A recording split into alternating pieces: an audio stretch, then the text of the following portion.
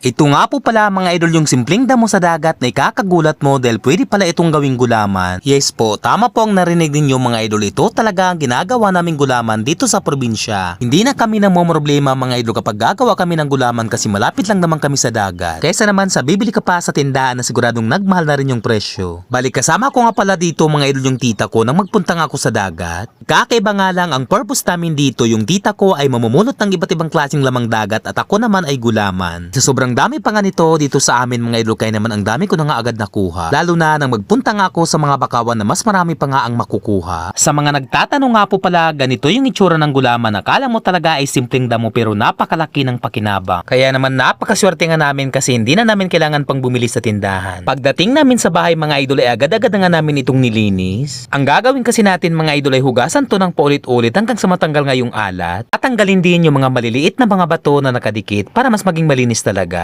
Pagkatapos mahugasan ng maayos mga idol, sunod na gagawin natin ay ang pagpapakulungan ng tubig sa kawali. Ibababad kasi natin to mga idol ng ilang minuto hanggang sa magkulay berde na nga yung kanyang kulay. At ito pa, pagkatapos natin mapakuluan ay hugasan na naman natin to ng paulit-ulit bago natin ibilad.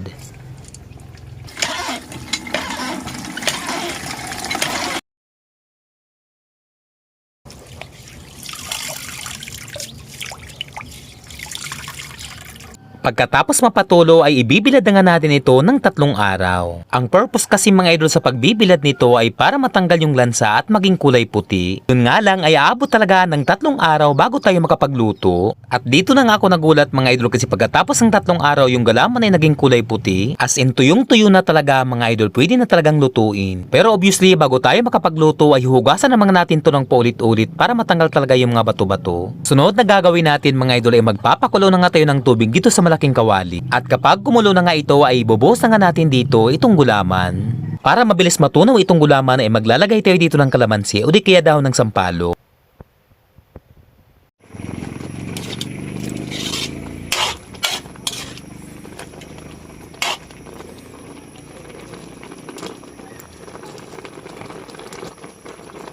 At dahil sa natunaw na nga at nasala na nga itong gulaman, kaya naman ilalagay natin ulit ito dito sa kawali. Sa inyo naman kung paano nyo ito papasarapin, pero ako napakasimpleng sangkap lang naman yung ilalagay natin. Mekos-mekos mo lang naman ito bago natin lagyan ng mga simpleng sangkap para mas maging kaakit-akit naman itong gulaman, kaya naman maglalagay tayo dito ng kulay pula.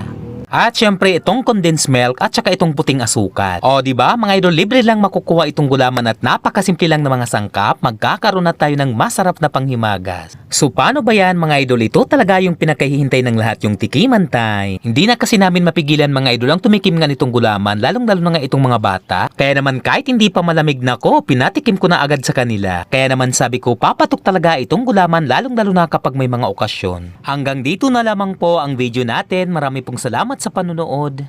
Sa mga kababayan kong waray, dako nga salamat mga idol sa inyong suporta, at syempre sa mga followers natin sa iba't ibang dako ng Pilipinas, maraming salamat po ulit sa inyo mga idol. At kung inyo pong nagustuhan ang ating content ngayong araw, paki-like and share na lamang po. Marami pong salamat.